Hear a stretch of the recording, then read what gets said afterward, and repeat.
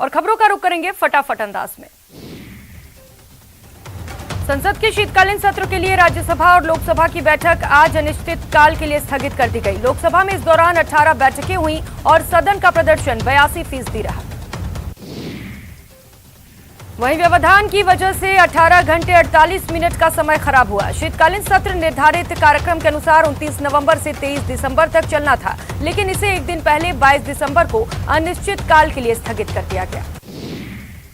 कांग्रेस महासचिव प्रियंका गांधी ने केंद्र सरकार पर आरोप लगाए हैं कि उनके बच्चों के इंस्टाग्राम अकाउंट हैक किए जा रहे हैं। प्रियंका के इन आरोपों के बाद आईटी मंत्रालय एक्शन में आ गया और अब सोशल मीडिया प्लेटफॉर्म इंस्टाग्राम से सवाल जवाब किए जा सकते हैं।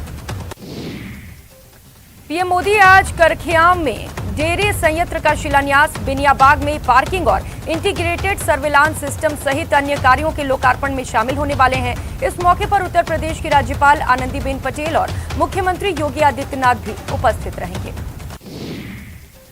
समाजवादी पार्टी के अध्यक्ष अखिलेश यादव की पत्नी डिंपल यादव कोरोना वायरस से संक्रमित हो गई हैं। उन्होंने ट्वीट करके इसकी जानकारी दी। देश में कोरोना के मरीज एक बार फिर से बढ़ने लगे हैं। देश में पिछले 24 घंटे में कोरोना के 6,317 नए मामले सामने आए। वहीं कोरोना से 318 मरीजों की मौत हो गई। देश में कोविड-19 की स्थिति की समीक्षा के लिए प्रधानमंत्री नरेंद्र मोदी कल एक बैठक करेंगे, जिसमें देश में कोविड की स्थिति को लेकर समीक्षा की जाएगी। राजस्थान में आज 4 लोगों में ओमिक्रॉन वेरिएंट की पुष्टि हुई है। जयपुर में एक व्यक्ति, उसकी पत्नी और एक बुजुर्ग की रिपोर्ट ओमिक्रॉन पॉजिटिव पाई गई है। नीति आयोग के सदस्य डॉक्टर वीके पॉल ने कहा कि कोरोना के बढ़ते हुए मामलों में बदलाव को बहुत सावधानी से देखा जा रहा है। कोरोना हमेशा शुरुआती स्टेज में हल्के लक्षणों के साथ आता है। उन्होंने कहा कि बूस्टर डोज पर कोई भी फैसला साइंटिफिक रिसर्च के बाद लिया जाएगा।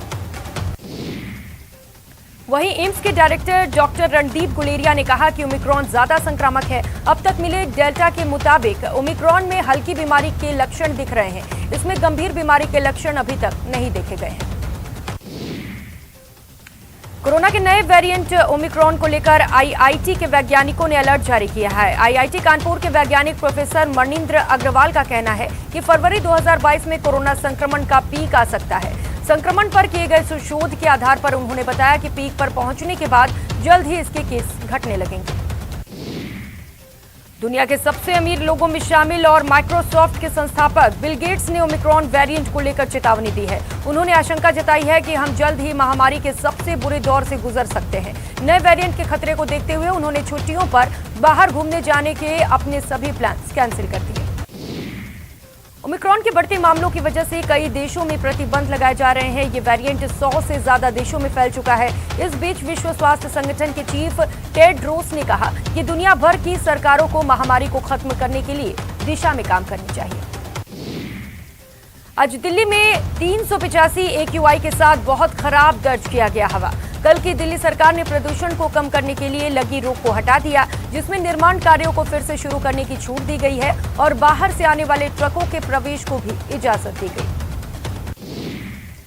यूपी के प्रयागराज में मंगलवार को प्रधानमंत्री नरेंद्र मोदी के कार्यक्रम में ड्यूटी पर लापरवाही बरतने वाले पुलिसकर्मियों के खिलाफ सख्त एक्शन लिया गया है। एडीजी जोन के निर्देश पर 9 पुलिसकर्मियों को सस्पेंड किया गया। भारत ने ऑफसेट दायित्वों में देरी को लेकर दसॉल्ट एविएशन पर जुर्माना लगाया है। कंपनी के साथ राफेल विवाद को लेकर खरीद डील हुई थी कि कितने का जुर्माना लगाया गया है, इस बारे में अभी तक कोई जानकारी नहीं मिल सकी है। भारत ने ओडिशा तट के पास सतह से सतह पर मार करने में सक्षम कम दूसरी की बैलिस्टिक मिसाइल प्रलय का सफल परीक्षण किया। ये मिसाइल 150 किलोमीटर से 500 किलोमीटर के बीच निशाने को भेज सकती है। आयकर विभाग ने देश के कई हिस्सों में चीनी मोबाइल कंपनियों से जुड़ी जगहों पर छापेमारी की। आईटी अधिकारियों ने बुधवार सुबह से छापेमारी शुरू की। कथित गड़बड़ियों पर पता लगाने के बाद इनकम टैक्स डिपार्टमेंट ने कदम उठाया। गहलोत कैबिनेट की अहम बैठक आज शाम 7 बजे होगी। इस मीटिंग के बाद मंत्रिपरिषद का मंथन होगा। कोरोना समेत अन्य मुद्दों पर चर्चा होगी। अजमेर में आरपीएससी की 73वें स्थापना दिवस समारोह में सीएम अशोक गहलोत अपने संबोधन में कहा कि आरपीएससी ने अपनी प्रतिष्ठा बनाए रखी है। पारदर्शिता और निष्पक्षता बेहद जरूरी। 73 सालों के सफर में कई चुनौतियों का सामना किया। प्रदेश कांग्रेस मुख्यालय में मंत्री दरबार लगा, जहां चिकित्सा मंत्री परसादी लाल मीणा और मंत्री सुभाष गर्ग ने जन सुनवाई की। इस जन सुनवाई में प्रदेश भर से आए लोगों ने समस्याएं रखी। खासतौर पर दोनों मंत्रियों के विभागों से जुड़ी समस्याओं को लेकर लोग आए थे। मंत्री सुभाष गर्ग ने बताया कि सभी की समस्याओं को विभागों को भेजकर जायज कामों को पूरा किया जाएगा। सरकार के 3 साल पूरे होने के मौके पर सहकारिता मंत्री उदयलाल आंजना ने अपने विभाग की उपलब्धियों को गिनाया। मंत्री अंजना ने कहा कि सत्ता में आने से पहले कांग्रेस ने किसानों से वादा किया था कि वे उनका कर्ज माफ करेगी। ऐसे में सत्ता में आते ही सरकार के जन घोषणा पत्र के पहले बिंदु की जिम्मेदारी सहकारिता विभाग को मिली। हमने उसे बखूबी निभाया। उन्होंने कहा कि सत्ता संभालते ही हमने सहकारी बैंकों के करीब 20,69,000 किसानों को 2,802.21 करोड़ रुपए का कर्जा माफ किया। वहीं चुनाव जीतने के चक्कर में बीजेपी सरकार ने जो 6,000 करोड़ रुपए का फसली ऋण माफ करने का वादा किया था, उसे भी कांग्रेस सरकार ने पूरा किया। प्रदेश कांग्रेस मुख्यालय में पूर्व मुख्यमंत्री स्वर्गीय हीरालाल देवपुरा की पुण्यतिथि पर पुष्पांजलि कार्यक्रम आयोजित किया गया, जहां मंत्री महेश जोशी, मंत्री प्रसादी लाल मीणा, मंत्री सुभाष गर्ग समेत कई कार्यकर्ताओं ने पुष्पांजलि अर्पित कर उन्हें याद किया।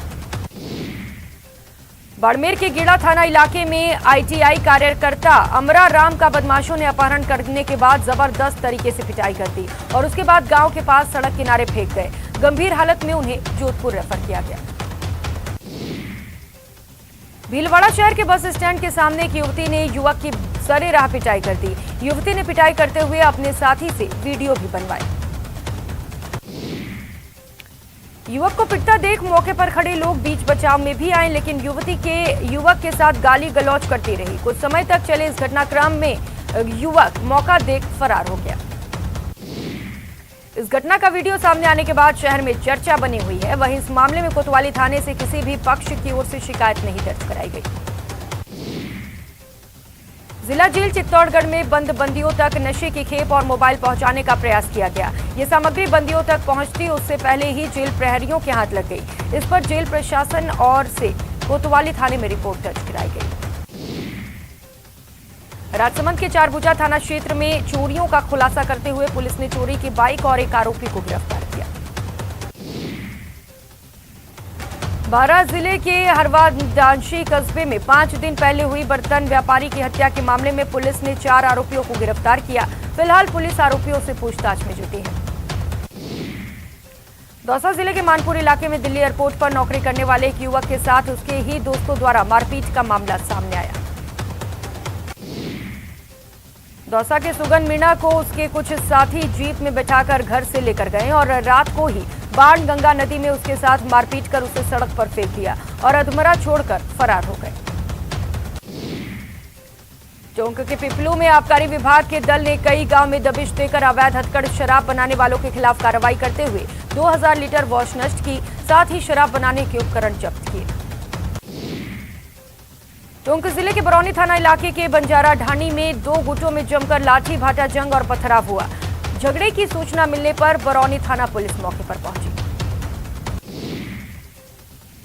2 गुटे में हुए झगड़े में 5 लोग बुरी तरह से घायल हो गए। घायल हुए 5 लोगों को इलाज के लिए अस्पताल में भर्ती किया गया। भीलवाड़ा के जहाजपुर थाना इलाके के रतनपुरा गांव में एक परिवार को बजरी से भरे ट्रैक्टर को रोकना भारी पड़ गया। ट्रैक्टर चालक और उसके साथियों ने परिवार के लोगों के साथ मारपीट की।